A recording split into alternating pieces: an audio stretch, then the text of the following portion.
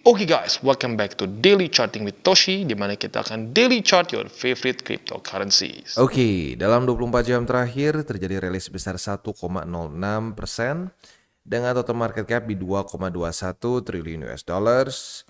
Bitcoin dominance turun sebesar 0,19% dan volume juga turun sebesar 46,63%.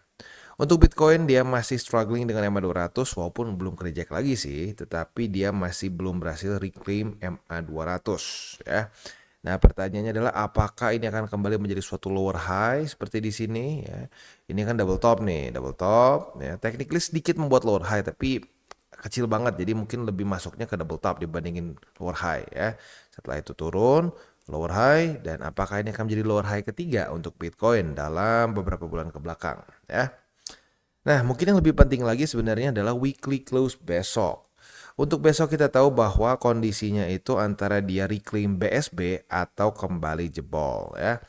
Nah, dan yang unik di cycle kali ini adalah kita sudah dua kali nih ya, udah dua kali kita di fake out oleh Bitcoin ya. Fake out pertama di sini, fake out kedua terjadi di Agustus. Jadi pertama Juli, Agustus ya. Jadi berturut-turut ya, berturut-turut langsung ke fake out. Nah, apakah kalau sampai besok terjadi reclaim, ini akan menjadi fake out lagi atau enggak? Itu yang mungkin menjadi pertanyaan di benak kita semua. Nah, terakhir kali terjadi fake out seperti ini ya, yang cukup sering itu di 2018 kayaknya ya. Coba kita lihat lagi. Yes, 2018 fake out pertama, fake out kedua. Nah, jadi fake out itu historically speaking bukan hal yang bullish begitu ya. Kita ambil contoh lagi di sini, fake out. Ini juga fake out, cuman nggak ini ya. Kalau ini kan langsung nih ya, yang kita rasakan dalam beberapa bulan kebelakangan ini kan langsung ya, boom, boom. Nah, kalau ini juga fake out tapi lebih lama. Ini arguably lebih sakit nih ya. Waduh, udah nih bullish, bullish, bullish. Taunya pas retest, boom ya. Nah, makanya gue udah sering ngomong, saat reclaim itu baru setengah jalan begitu. Bahkan sampai udah rally kayak gini pun ya, tembus, rally sepertinya udah pasti bakal lanjut. Retestnya itu yang sangat penting. Retestnya itu jadi mantul atau enggak. Kalau cuma retest dan jebol, ya lu lihat sendiri. Statistically speaking, data yang kita punya menunjukkan not a good thing, not a bullish thing, begitu ya. Dan itu pun terjadi di 2022. Gue ingat banget di sini ya. Gue lupa siapa dulu yang nge-point out ini, salah satu subscriber kita ya. Dan ya kayak gitu, kondisinya mirip-mirip. Kita tuh lagi di sini nih. Bang, mungkin nggak bang di Juli ini bakal kayak di 2022? Wah, gila, mantap ya. Gue suka nih para subscriber kita pelan-pelan menjadi geek juga nih semua ya. Lama-lama ini semua chart BTC udah ada di dalam otak ya. Tahun berapa, tahun berapa. Bagus, bagus ya. Mending hafalin kayak gitu dibanding hafal yang nggak jelas gitu ya. Nah, jadi ya lagi-lagi kita sih kita nggak akan bisa namanya memprediksikan market percis ya seperti apa. Karena kalau mau kita ngomong fake out seperti ini pun siapa yang bisa prediksi begitu ya. Buktinya kemarin aja waktu setiap naik begini banyak yang bilang udah nih Bitcoin akan ke 100.000, keluar lagi tuh waktu di sini nggak berani ya. Di sini ada yang berani nih, beberapa ngomong wah BTC bakal 100.000 nih, wah pasti di akhir tahun. Malah ada subscriber gue dulu yang pernah ada lapor ya, malah ada yang bilang kalau nggak salah di daerah sini ya, seingat gue juga udah lupa sih soalnya ya. Nah tiap hari banget gue bikin konten. Wah bang, ada yang bilang katanya kalau BTC nggak 100.000 di akhir tahun mau minum kencing sendiri. Wah luar biasa ya, silakan dicoba ya. Gua sih nggak mau tebak-tebakan dengan begitu-begitulah ya. Kita sih adalah tipe-tipe orang data ya. Kalau datanya belum menunjukkan konfirmasi ya berarti belum. Begitu, as simple as that aja ya. Oke, jadi ya lagi-lagi nih, dalam 21 jam lagi ya, ini akan menjadi penentuan nih, apakah kita akan reclaim atau enggak ya. Ya gue reminder lagi aja, kalau sampai terjadi reclaim besok jam 7 pagi, jangan jadi FOMO begitu ya. Karena buat yang FOMO kemarin di sini, FOMO di sini, sedih sendiri gitu sebenarnya ya. Dan ada beberapa juga yang curhat, aduh bang, salah bang kemarin, benar kata lo harus jangan FOMO, DCA aja. Sebenarnya gini, lu kalau sampai reclaim dan lu DCA itu nggak masalah, itu bagus menurut gua. Yang nggak bagus tuh apa? Lu all in aja gitu, karena lu ngerasa ini akan ngepam lagi jadi lu all in. Nah, makanya banyak yang sangkut gitu ya. Oke, nah sekarang kita akan masuk dulu ke ini ya. Kita masuk dulu ke indeks dolar deh. Ya sebentar, ini tarik dulu. Oke, kita tarik dulu. Kita lihat indeks dolar. Oh, belum ya, belum gerak ya. Ya sorry sorry, ini masih weekend ya. Ya kita lihat besok lah. Kalau besok daily close dia itu masih di bawah dari 101, ya harusnya sih masih di bawah ya, karena udah berapa hari di bawah juga. Ya possibility untuk double topnya makin besar terjadi. Nah mungkin koreksinya bisa sampai 99,74. Next itu kita masuk ke Bitcoin Dominance, mulai retest ke EMA 20 sayangnya jebol ya. Nah, sekarang mulai mencoba untuk reclaim lagi. Kita lihat besok jam 7 pagi apakah Bitcoin Dominance bisa kembali reclaim dan di atas dari EMA 20 lagi atau tidak begitu ya. Tapi ya kalau untuk Bitcoin Dominance sih lagi-lagi gue ingatkan jangan sampai gampang kemakan dengan setiap kali koreksi Bitcoin Dominance. Wah, lihat nih altcoin season, altcoin season. Bukan kenapa? Soalnya gini, kalau setiap koreksi lu bilang altcoin season dan lu gila-gilaan di altcoins, lu di April ancur, Mei ancur, ya, Juni ancur. Ya gini deh paling simpel. Lu coba lihat random altcoins di April 2024 itu di harga berapa ya. Nah, sekarang di harga berapa? Gitu setelah begini ya. Nah, itu otomatis secara performa dengan Bitcoin ya, alias koreksinya itu lebih dalam begitu. Jadi ya lebih baik jangan tebak-tebakan dulu altcoins gitu. Karena apa ya? Kalau gue sih simpel ya, yang memanggil altcoins itu fundamental begitu, bukan cuma sekedar movement-movement yang kecil gitu. Nah, fundamentalnya kita masih belum cukup liquidity-nya begitu. Ya kalau lu lihat kan sebenarnya dari 2019 juga interest rate itu harus sampai udah di bawah dulu bahkan bukan lagi on the way turun gitu. Lu lihat di 2019 nih ya. Waktu pertama kali turun balance sheet itu Bitcoin dominance malah ya adem-adem aja gitu masih di atas gitu. Kita harus tunggu sampai titik tertentu di mana liquidity udah mulai cukup, balance sheet udah mulai naik. Nah, disitulah Bitcoin dominance akan mulai kehilangan power, begitu kehilangan power dan akan secara terus-menerus lemah, begitu. Ya jadi itu aja sih. Jadi kalau masih ada yang nanya altcoin season gimana bang? Ya lu harus tunggu fundamentalnya aja, begitu ya. Oke, untuk economic calendar ya hari ini otomatis hari Minggu nggak ada apa-apa ya. Tapi kita akan bahas di minggu depan. Dan gilanya, lu lihat sendiri ya minggu depan kayak gimana jadwalnya ya. Ekstra penuh ya. Dari hari Senin tanggal 23 September, dari US akan keluar S&P Global US Manufacturing PMI dan juga uh, Services PMI ya. Udah gitu hari Selasanya kita akan dapat data CB Consumer Confidence. Lalu tanggal 25 September hari Rabu dari US akan keluar nih home sales dan crude oil inventories. Tanggal 26 September kita akan keluar data durable goods order dan juga GDP. Waduh ya Rabu kita harus highlight nih. Sorry bukan Rabu. Bukan Rabu, Kamis lagi ya. Wah kayak sama kayak minggu kemarin, Kamisnya penuh ya. Akan keluar durable goods order, GDP dan initial jobless claim. Plus juga waduh malamnya ditutup sama bosnya ya. Malamnya akan keluar data Fed Chair, bukan data sih lebih tepatnya speech ya, speech dari Jerome Powell. Jadi siap-siap Kamis tanggal 25 ya, 26 ya, harus di note nih siap-siap. Kita ada kemungkinan bisa terjadi volatility yang lumayan.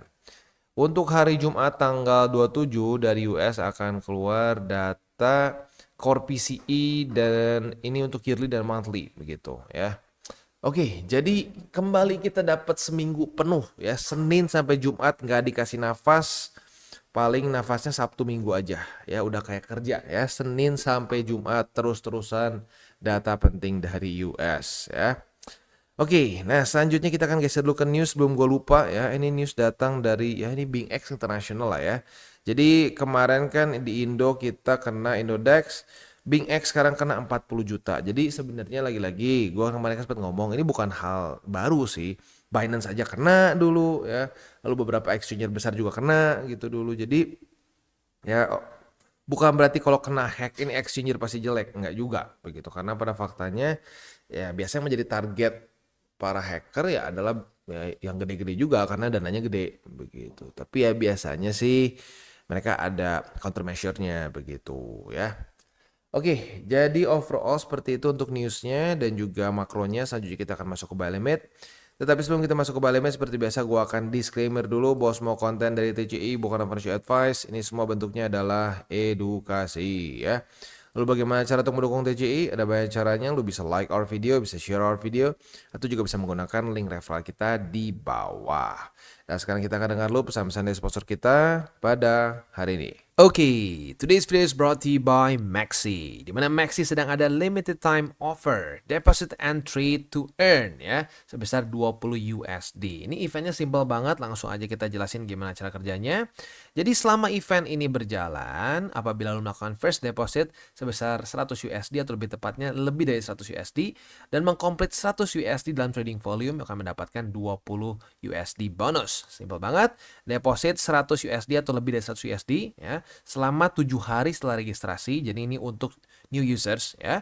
Dan trade volume lebih besar dari 100 USD plus lu hold 7 hari dan bisa claim 20 USDT. As simple as that ya. Jadi buat lo yang tertarik silakan bisa ikutan ya, dan memang kalau buat lo yang berencana untuk melakukan deposit dan memang pengen akumulasi juga, boleh pertimbangkan untuk menggunakan Maxi agar bisa mendapatkan bonus 20 USDT. Sekali lagi, ini limited time offer. Buat lo yang tertarik, silakan bisa menggunakan link referral kita di bawah. Oke, dan kita mulai dulu dengan Bitcoin. Untuk Bitcoin kemarin tidak ada retest kedua, jadi kita nggak dapat posisi short ya. Ya jadi untuk posisi futuresnya ngulang lagi nih, butuh retest 1, retest 2. Kecuali buat lu yang agresif ya. Mau yang agresif hajar, pasang sekarang ya boleh, tapi lagi-lagi kalau udah ke skip sehari itu biasanya lebih sering nggak berhasil gitu, jadi resisten yang kuat. Jadi kalau gue pribadi sih mendingan nunggu lagi aja sampai terjadi retest 1, retest 2 ya. Nah, untuk posisi spotnya itu ada di 60.561, itu struktur terbaru yang terbentuk tanggal 13 dan 14 kemarin. Lalu untuk yang keduanya di MA50, yang ketiga Confluence MA20 dengan 58.455. Itu untuk posisi spot dan futures di Bitcoin. Selanjutnya kita masuk ke Ethereum. Untuk Ethereum terjadi retest 1, retest 2 di 2617. Dan kemarin juga terjadi retest di bawah juga lagi sebagai support. Jadi pada hari ini kita bisa limit 2 posisi ya sekaligus. Posisi short bukan limit lagi, posisi short udah dapat nih. Sekarang kondisinya udah profit malah. Nah, posisi short ini target TP-nya di 2552. Saat kena, kita bisa juga buka posisi long karena kemarin sudah terjadi retest pertama juga di 2552 gitu ya. Ya kalau mau ngomongin idealnya sih gini ya. Ini kan posisi short nih udah profit. Nah, kena target TP, udah gitu mantul, kena lagi atas. Wah, udah itu jackpot kalau kayak gitu ya. Oke, itu untuk posisi futures di Ethereum. Untuk posisi spotnya di angka 2552, lalu di EMA 50 ya, dan di 2464. Itu kurang lebih untuk posisi spot dan futures di Bitcoin dan Ethereum. Sebelum kita tutup DCWT sesi, ya bukan sesi ini ya, ini kan hari Minggu, jadi overall aja gitu ya. Ya gue sih mungkin akan kembali mengingatkan satu hal yang harus kita super ingat dalam beberapa, ya terutama beberapa hari ke depan. Ya, weekly close dari Bitcoin ini, ya apa namanya, ya sebenarnya sekarang udah rada mulai lah. Tapi gini, kalau gue perhatiin ya, itu pokoknya semakin hari semakin lebih tidak kuat lah gitu ya. Di sini gue ingat banget, wah udah nih ya hajar nih Bitcoin langsung ya, kayak yang tadi gue bahas di depan ya, 100.000, wah gini der. Udah gitu yang kedua kayak, oh ini kayaknya bisa nih, kayaknya kita bisa nih, der lagi. Tapi sama-sama korban sangkutnya ada, cuma lebih dikit aja. Jadi paling banyak di sini nih ya. Udah gitu di sini kedua. Nah sekarang ada lah tapi jauh lebih sedikit gitu yang bilang, wah gila nih kita bisa nih, ini all time high nih, akhir tahun kita udah bisa nih all time high dulu. Ya gini, please jangan chasing pumps begitu. Ya kita nggak pernah bisa tahu bakal mau kemana. Tapi kalau lu udah mindsetnya bilang, oh ini udah pasti bakal naik begini, akan sampai ke angka-angka tertentu gitu, udah pasti. Wah itu pasti lu akan jadi ujung-ujungnya apa? Lu akan jadi yang ngerasa bahwa wah ketinggalan nih. Kalau akan 100.000 di akhir tahun, gue ketinggalan sekarang. Gue harus gede-gedean. Nah itu udah sepaket tuh pemikiran seperti itu. Ya. Nah yang tadinya pemikirannya mungkin bagus, jadi ketularan. Tadinya, gue averaging aja, kita nggak tahu market mau gimana. Pas naik, keluarlah jiwa FOMO. Waduh. Ini kalau gue ketinggalan nggak lucu nih. Wah kalau ketinggalan nggak lucu nih. Aduh, udahlah. Semua dana gue masukin sekarang karena akan ngepump. Nah yang seremnya pakai dana dingin pun pas turun lu bisa panik. Kenapa? Karena lu berpikir, aduh, dana yang gue tadinya siapin buat DCA malah gue beli di atas. Aduh bang, ini gue tutup aja nggak ya posisinya? Siapa tahu gue bisa akumulasi lagi di bawah. Ya nggak, jadi nggak bener kalau udah kayak gitu. Ya. Dan itu terjadi beberapa kali. Ya, terutama dalam dalam beberapa bulan kebelakang ya terjadi di Juli dan di Agustus. Aduh bang, gua apa tutup dulu posisi gitu bang yang di atas kemarin, salah bang, kegedean gitu misalkan. Oh ya, ke bawah FOMO intinya sebenarnya diputer-puter itu sebenarnya ke bawah FOMO. Nah, jadi boleh nggak bang, gua tutup dulu posisi terus nanti kalau jadi gua ada pelur lagi ke bawah. Kalau kayak gitu caranya ya berarti udah salah dari awal aja gitu menurut gua. Nah, ini kalau ini gitu ya. Lu mikirnya gini kan ya, kalau di sini lu tutup posisi ke bawah masih dapat lagi. Lah kalau ternyata ini begini, lu dikocok lagi gitu ya. Udah turun kayak begini, taunya ngepam langsung ke atas. Ah, udah kemakan lagi. FOMO lagi, FOMO lagi, FOMO lagi, FOMO lagi. And that's not good. That's the point gitu. And that's the point kenapa kita bilang berkali-kali jangan chasing pumps, ya. Oke, jadi kurang lebih seperti itu aja sih untuk hari ini. Selanjutnya ya kita akan mungkin tutup dengan 3 golden rules ya. Ini terdengar simple tapi udah banyak yang ngomong, susah buat bener-bener dilakuin ya, terutama buat orang yang udah kebiasaan ya inilah trading atau investasinya tuh ugal-ugalan begitu ya. Yang pertama, jangan pakai uang panas. Ini udah yang paling penting. Ini udah paling mendasar. Kalau udah pakai uang panas, lu mau sepinter apapun itu udah ada kesetannya gitu, udah ada kesetannya, lu kayak boncos aja terus gitu, padahal lu ngerti teorinya, lu ngerti fundamental, tapi nggak tahu kenapa kayak ada setannya ya. Yang kedua, jangan over leverage.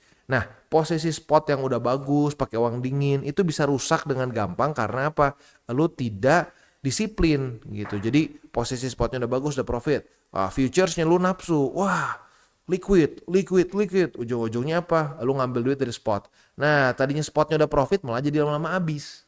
Nah, itu jangan over leverage. Yang ketiga, berpikirlah jangka panjang gitu. Nah, jangka panjang ini ya gue udah pernah bahas lah ya, satu video mengenai timing the market versus time in the market ya. Nah, itu kita bahas yang komprehensif. Orang yang berpikir jangka panjang itu jauh lebih profitable dibandingkan orang yang berpikir jangka pendek. Begitu, dan itu ada statistik yang nge-back up itu juga begitu. Jadi ya lagi-lagi ya, kalau lu adopsi 3 aturan ini ya, gue bukan bilang lu akan bisa beli Lambo atau McLaren, enggak ya, realistik aja gitu. Kayak kemarin banyak anak-anak tuh, bocil-bocil yang gue sebut sebagai fenomena bocil kripto yang teriak-teriak, McLaren lu warna apa bos, dicek ternyata berapa, cuma ratusan ribu di walletnya. Lu kebayang ratusan ribu mau beli McLaren, itu kan nggak make sense gitu loh. Jadi ya lagi-lagi gue gak akan bilang, wah lu bisa beli ini, bisa beli itu kalau lu adopsi 3 golden rules. Enggak. Menurut gue yang pasti adalah lu adopsi 3 golden rules ini, portofolio lu akan berkembang ya, dan pesat menurut gue. Nah, pesat ya tergantung. Kalau lu dari awal miliar ya lu pesat tuh gampang beli McLaren. Tapi kalau misalkan lu mulai dari awal misalkan ratusan ribu ya susah juga. Jadi harus punya target yang realistik juga. Begitu. Karena kalau tidak realistik, ya lu ujung-ujungnya bukannya jadi happy gitu ya. Lu udah kena target tuh lu ngerasa kurang begitu. Nah, kalau lu udah mulai membanding-bandingkan sama orang lain, disitulah the death of happiness. Lu gak akan happy ya. Oke, jadi kurang lebih seperti itu untuk DCWT pada hari ini. Oke guys, jadi itu adalah akhir dari segmen DCWT kita pada hari ini.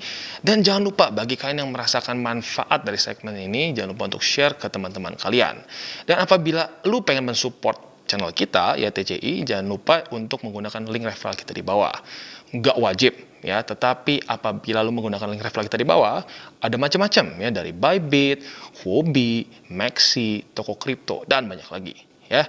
Ya, walaupun nggak wajib, tapi kalau menggunakan link referral kita, lu secara langsung membantu perkembangan dari TCI. Dan satu lagi, jangan lupa juga untuk join Telegram group kita, di mana kita bisa ngobrol-ngobrol santai mengenai dunia cryptocurrency secara 2 arah.